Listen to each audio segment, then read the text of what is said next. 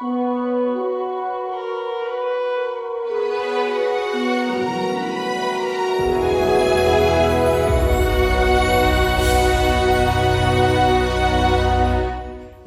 во време каде што се мери со успех, брзина, динамика, резултати. А каде во сето тоа е мирот? Јас сум Ана, а ова е Клуч. Клуч од фиоката која никој не ја отвара. Со мене денеска се Катерина и Душанка, две успешни, модерни, современи жени, жени кои што достоинствено се носат со сите предизвици на денешницата, но во исто време жени кои што пред се и над се успеваат да го задржат мирот и хармонијата. Па, драги мои, хелоу, како сте? Благодариме на поканата. Задоволство е да бидеме овде. Прекрасно изгледате. Фала, Ана, и ти. О, да, благодарам. Најнапред сакам да започнам со Катерина. Сега, Кате, колку што те знам тебе години наназад, дали ќе ми дозволиш да кажам за тебе онаа народната вода стои, Кате не стои. Во право сум. Така зашо некако, го, да. зашо го велам ова? Затоа што не знам колку пати го прошета светот, не знам каде се не отиде, не знам со какви не луѓе се дружеше, ти доаѓаш, а тука ти одеше. Така. Но, она кое што сакам да те прашам, и впрочем како што е и темата на денешниот разговор, живот во благодат, како успеваш да живееш живот во благодат? Како практично живееш духовен живот? Како успеваш практично мирот и хармонијата да ги имаш во себе? Така, прво да кажам дека вистински благослов е да се прошета светот, да се види, значи светот е фантастичен, значи да се истражува, Не да се се видат сомневам. сите убавини. И јас околу целиот свет сум била мислам 3 пати, сум видела се и се што, како што кажа, живеев доста динамичен живот, мислам јас и сега живеам, ама различно го живеам. Различно ја доживувам таа динамика. Работев доста захтевна работа. Бев лицитатор, аукционер на уметнички слики. Имав од 3 до 5 аукции седмично. Значи работев со многу луѓе и нормално кога работиш high profile или работа нели од висок профил, нормално дека се очекуваат резултати. Постојано бев под, да речам, под висок напон. Постојано работите беа во моја контрола, во мои раце, значи трчав кон резултатите, не дозволував да застанам. Ако нешто треба да се случи, мора да се случи, значи мораше плановите да се исполнат. И целото тоа, да, навистина имаше резултати, се беше супер, успешна, нели, се тоа, меѓутоа внатрешен немир. Значи, постојано се чувствував раздразнета, тоа се разбира, не се гледаше, не се манифестираше надворешно, но што вика, ти си знаеш, нели? Така да, Најдобро. јас си знаев како ми беше. Се до моментот, додека бев на одмор, си бев дојдена, нели, на одмор, и тоа да споделам. На одмор дома. На одмор дома, да. Значи, во текот на годината, може би месец дена го поминував дома, и отидов во црквата, сега можам да кажам во мојата црква, во нашата црква, Блага Вест, тогаш како посетител, како турист, не знаејќи што ќе се случи. Јас тогаш почувствував еден огромен мир, што никогаш го немам почувствувано. И како што продолжив да одам, научив дека всушност животот може да има и друга смисла, дека не е се во тоа да е во мои раце, Во твоја контрола. Во принцип, тоа е моментот кога динамиката на мојот живот се промени. Кога разбрав клучниот момент, клучот беше кога сватив што е благодат. Тоа беше клучниот момент за мојот живот. Ај, раскажи ни. Да раскажам? Малку, да, раскажи ни. Да, всушност, кога почнав да живеам под благодата, сватив дека не мора да трчаш. Треба да оставиш малце на времето, да спокојот ќе си дојде, но најважно мирот. Значи, да се препуштиш во Божите раце и оној глас кој што си го слушал и порано, ама заради бучавата на секојдневието, на различните луѓе кои што ги запознаваш, кој што не си можел да го точно, гласот бил таму, сега знам од оваа дистанца, меѓутоа да дозволиш тој тивок глас да те води и дека не мора се да правиш, да трчаш кон нешто. Некогаш и тишината е благодат. Значи и тишината многу кажува. Тоа време поминато, нели, во молитва, да речеме, еве молитвата за мене представува граундинг, како да кажам. Значи на сабајле кога ќе станам, тоа ми е еден прекрасен момент што не може ништо да го замени. Тогаш јас ти ги полни батериите за остатокот од денот. Што и да се случи во текот на денот, јас знам дека што и да се случува ќе биде за моје добро. Така да не мора јас да бидам шоферот. Не мора. Малце окей е и да го препуштиш воланот, нели. Тоа ме научи благодата. Значи, таа битка, таа динамика што ја имав со животот, сватив дека не мора јас да се борам во животот. Дека треба само да дозволам да бидам водена. И навистина, знам дека живееме во едно такво време, динамично, и се, нели, резултатите треба да постојат. Ние сме креирани по образот на Бог и креативноста, всушност, кај нас ги предизвикува тие действија да креираме, да ствараме. Но во ред е и да одмараме, и да слушаме, и да бидеме водени. Да не работиме со сопствена пот и со сопствен труд. Така, да имаме кормилар на бродот. Кормилар, точно така. Да, значи да си во спокој, да си едноставно, да имаш мир. Благодата не ветува дека се ќе биде во ред. Односно, ветува дека се ќе биде во ред. Туку благодата не вели дека секогаш се ќе биде лесно. Дека ние знаеме дека секојдневието не е лесно. Значи, мора на повици да се одговори, некогаш и по 50, по 100 повици на ден, нели, треба да си ваму, треба да си таму. Меѓутоа, благодата ти кажува дека е во ред, дека се е за твое добро. Така, имаш некоја сигурност. Сигурност, точно. Да.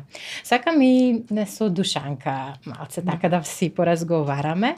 Ти, Душанка, по професија си социјален работник и во моментот си на највисоката раководна функција во Заводот за социјални дејности. Но освен тоа, ти си сопруга, ти си мајка, ти си баба, ти си ќерка. Како така успеваш сето ова да го координираш? Кој е клучот на успехот? Да, многу убаво прашање, да. Затоа што на сите овие полиња си успешна. Ти благодарам, се надвам дека е така. Навистина денеска од една жена се очекува да биде супер жена и да биде супер и успешна во секој аспект од животот. Не знам колку тоа луѓето го можат да го исперцепират и не знам колку жени се доживуваат како супер успешни. Јас не би рекла за себе дека сум нешто сама по себе многу успешна, паметна, интелигентна и способна, но јас знам дека исто како и Кате, убаво е денот да го започнеш на убав начин со едно убаво полнење на батериите, но и јас тоа го гледам баш така. Силата ја црпам од оној изворот на живот, од мојата вера во Исус. Так. Да. Што за тебе лично значи живот во благодат? Благодат е еден термин што можем да кажеме клучен концепт во христијанството, а ние, нели, македонците се сметаме, нели, за библиска земја, библиски народ. Меѓутоа, ретко кој го спомнува овој концепт и ретко кој размислува за тој концепт, а е многу суштински и е темелен, навистина. Благодат е незаслужена Божја милост, љубов што Бог ја излева врз човештвото. Со ништо не ја заслуживме и со ништо не можеме да ја добиме, да ја купиме.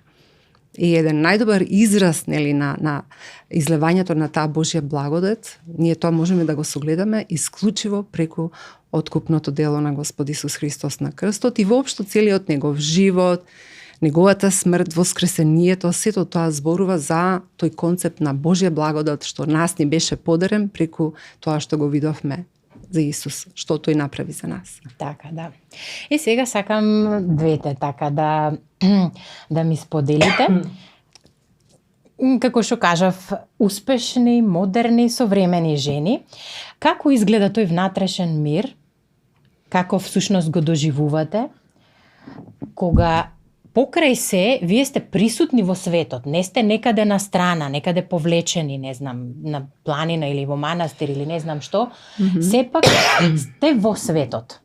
И како успевате сето тоа да го избалансирате? Кате сакаш ти прво?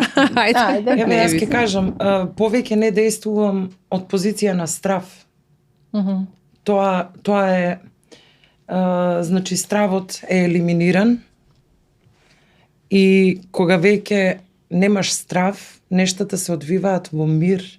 Значи, кога знаеш дека резултатот, иако не е инстантен резултат, значи, резултатот ќе си дојде во свое време, што и да е.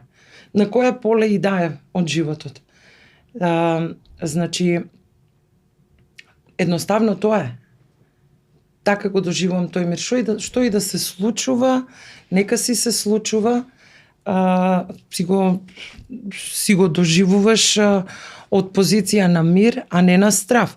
А за трудењето, значи, повеќе немам чувство како да се борам со животот. И тоа е такво едно олеснувачко чувство што еве претходно сум го немала, а сега го имам. За мене суштински е фокусот. Фокусот. Во оно што го дава мирот. Во принцот на мирот. Тоа е Исус.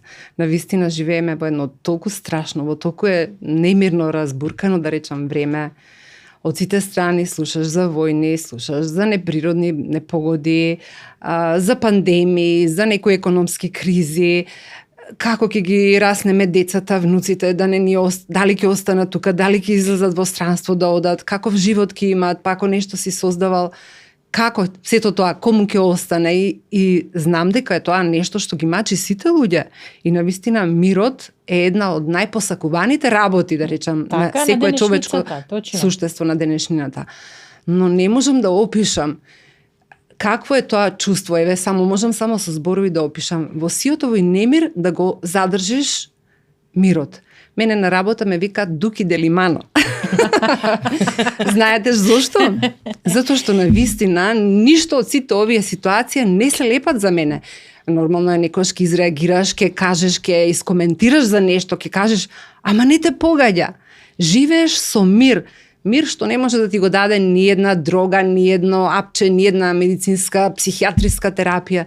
Значи, нешто надприродно, навистина. Буквално затоа што фокусот е во Исус и знам дека нема моќ, знам дека за мене се содействува за мое добро.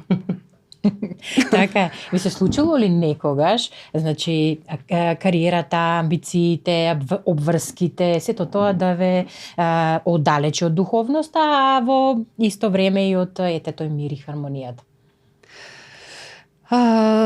Затоа што сепак ако нели во животот оставаш повеќе место на обврски, амбиции, кариера, да постигнеш, да направиш, каде е тука просторот да се остави нели за мир?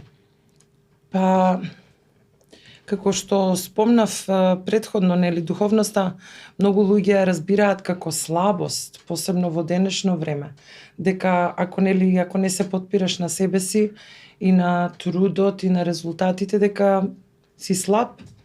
Меѓутоа, всушност, таа духовност ти дава сила.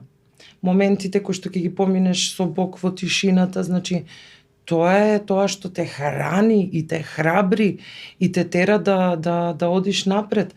Значи, тогаш тишината навистина добива смисла.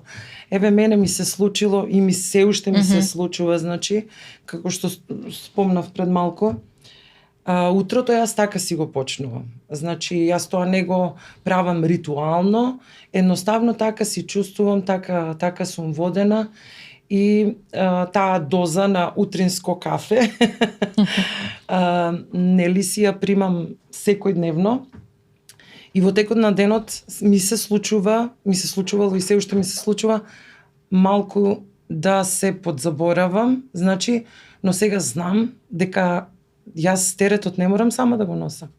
Застанувам, го предавам таму каде што треба да го предадам, ако треба се отстранувам 10-15 минути и потоа си се враќам на обврските како ништо да не било во која ситуација да сум, не само на работа, туку и друштвено, некогаш духовноста се исмеува, нели, Така, да бидеме реални. Значи, тоа е вистината. Мислите ли дека има можеби предрасуди денеска во денешно време, дека една жена ако е нели успешна, модерна, современа, дека не би требало да живее духовен живот затоа што сепак нели духовноста, молитвата, читањето на Библија е сепак како ајде така можеби да кажам за традиционалниот тип на жени на пример или Затворени, мислите? Затворени, така да. Има. Јас мислам дека е такво, да, и постои такво мислење. Сега сме, нели, 21-виот век, време на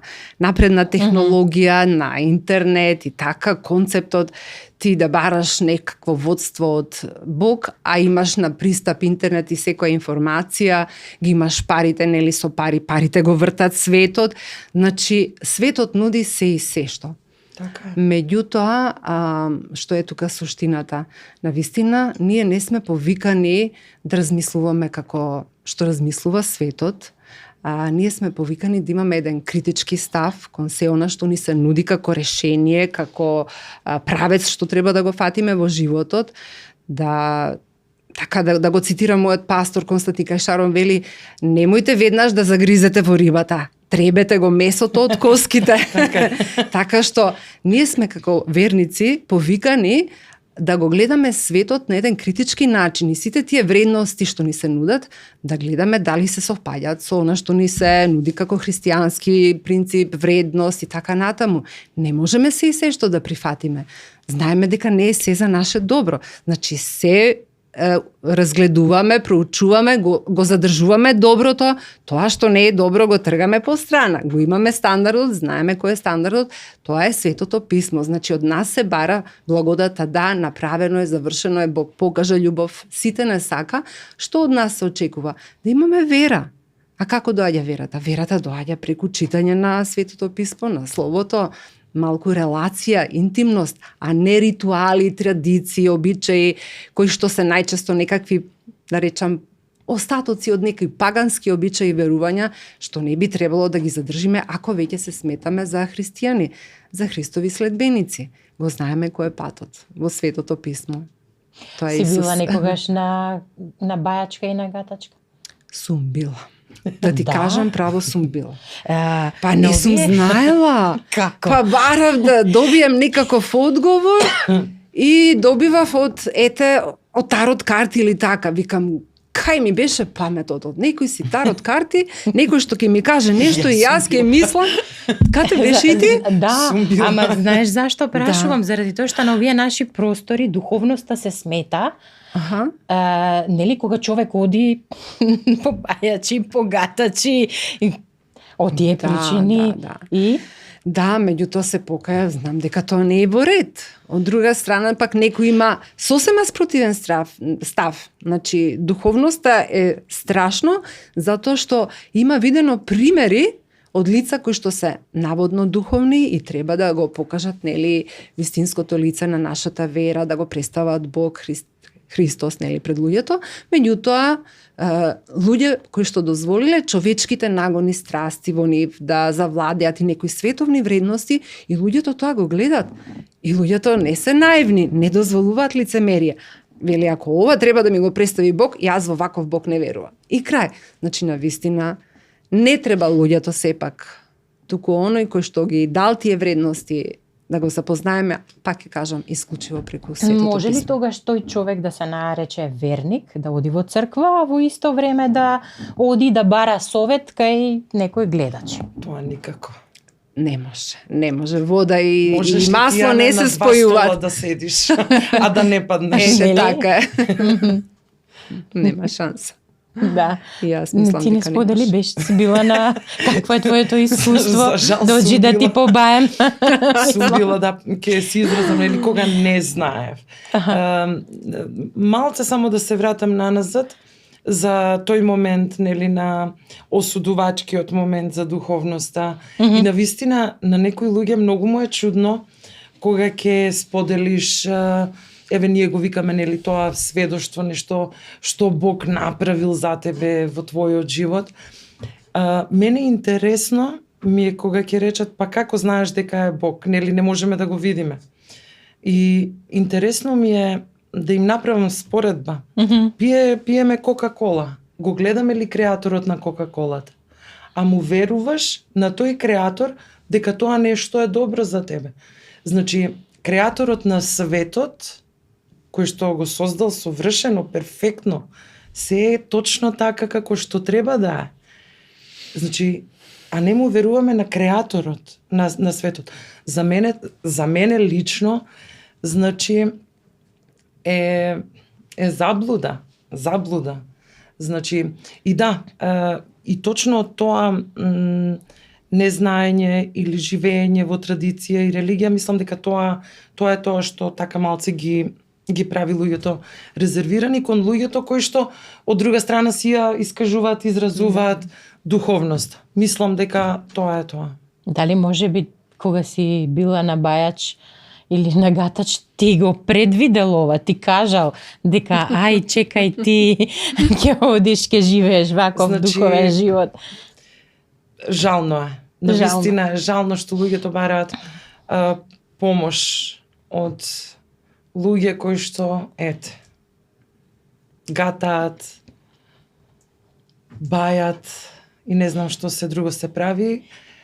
И секој треба, нели, јас ова викам треба, меѓутоа убаво е секој да си прочита Библија, да си го прочита Новиот Завет сам за себе.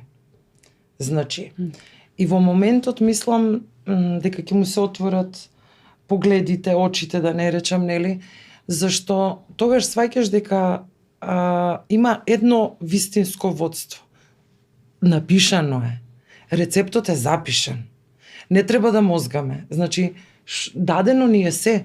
Значи, како да се справиме со проблеми, на кого треба да му веруваме, кога имаме некои недоумици, каде треба да се обратиме. Рецептурата е таму, во таа книга е.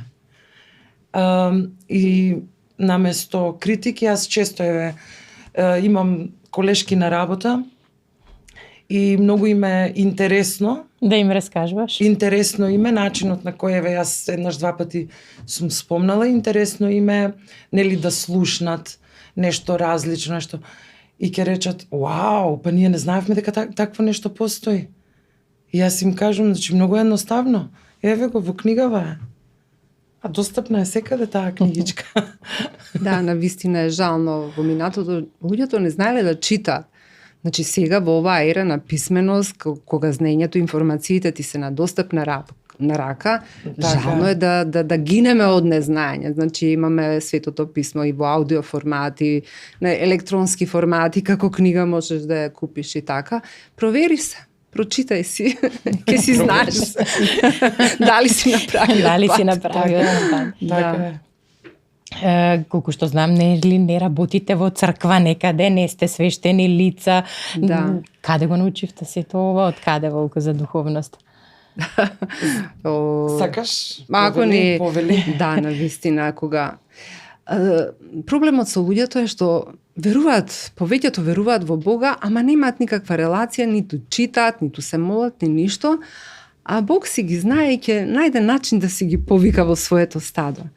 Со мене беше проблем, здравствен проблем кај член од семејството, Така што јас тогаш почнав искрено да се молам, да читам, да барам, да истражувам, како што читав од Светото писмо и се молев. Барав исто така да најдам и црква каде што се проповеда согласно Библијата. А видов дека во повеќето цркви околу мене повеќе се почитува традиција, некакви си обичаи што не се заснувани на Светото писмо. Бог ги слушна моите молитви и ме доведе во црквата Блага вест. Таму сум веќе 10 години, не ја менувам затоа што присуството на Бог е навистина се чувствува во атмосферата на славење, во атмосферата кога се молиме, кога се проповеда, кога нашиот пастор ги кажува сите тие работи под водството на Светиот Дух, така што навистина е многу битно. Ние сме во овој свет, меѓутоа да знаеме дека не очекува нешто подобро. Ние сега фактички го тапкаме патот за да еден ден влеземе во тој поубав свет, а тоа е преку верата во Исус. Исто и јас, да. Во црквата Блага вест, значи најмногу преку нашиот епископ Константин Кајшаров, значи што е веќе кажам вистински благослов, зашто тој сам по себе е млад, модерен, во теке со времето и во оваа наша црква целото тоа што го кажав претходно, целото тоа го научив во црквата. Како да не чекорам сама, како да не одам од празнина во празнина, кого да го следам, како да го следам. Јас прв пат во нашата црква Блага вест слушнав дека можам и јас да си ја прочитам Библијата. Сама. Колку и да звучи смешно, но пред тоа сум рекла, окей, нели сум викала, нели сум била во различни катедрали и цркви насекаде по светов и си има кој што треба да ја прочита Библијата, ние ќе слушаме. Не било така. И навистина не било така. И фала му на Бога, еве, тоа е тој момент што доведе до овој момент. Но дали треба само да се прочита? Треба да се чита константно и треба да се практикува. Значи, ние како, нели, кога веќе сме го примиле овој начин на живот да чекориме со Господ Исус Христос, ако сакаме да бидеме негови ученици, ние треба да следиме. Интересно. Не е доволно само да се каже јас верувам во Господ Исус Христос. Треба тоа да е очигледно. Кога ќе разговараме со делата, точно делата да зборуваат за тоа. Кога разговараме со други луѓе, едноставно кога одиме по улица, ние треба да се однесуваме како Христови ученици. И мислам дека тоа е тоа. Едноставно, кога го следиме Исус, да го следиме од почеток до крај. Така. Интересно. Сакам да ве прашам и ве да ги споделите вашите размислувања за тоа што е клучот на благодата, како да ја имаш таа Божја милост и да живееш живот во благодат. За мене клучот е благодарно срце. Да бидеш благодарен за она што Господ Исус Христос направи за тебе и постојано да го задржиш фокусот на тоа, бидејќи во светот се случува, има различни правци, различни бури, животни кризи, меѓутоа секој од нас треба да застане, да се изолира и постојано да се потсети колку е скапо платен. Колку сме скапо платени. Некој стави многу висока цена на нашите души. Животот си го даде за нас и таа благодарност е фактички клучот кој ја отвара Божјата благодат врз нас. Сега има ситуации, кате спомна, не сме секогаш во совршено, не добиваме се она што сакаме, но Божјата благодат значи да го добиеш она што Бог знае дека ти треба во неговото совршено време. Нешто сакаш, туку што ти треба да го имаш во изобилие и да го споделиш и со другите. Клучот? Каде? Клучот, значи вака. Прво, благодарност за благодата. Да сватиме што е благодата и навистина да живееме постојано во таква состојба на благодарност. Пред се, кон оној што ни ја дава, нели, благодата.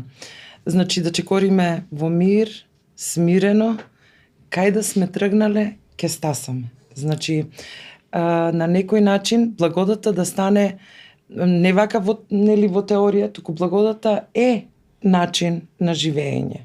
Да. Така да достапна е за секого, ако е достапна за мене, значи достапна благодата е за секого. Значи најголемите промени не се случуваат брзо, туку се случуваат сигурно. Интересно. И јас за крај би додала, кога знаеме каде ни припаѓа срцето, тогаш благодата изобилно се излева во нашиот живот. Довидување до следниот клуч.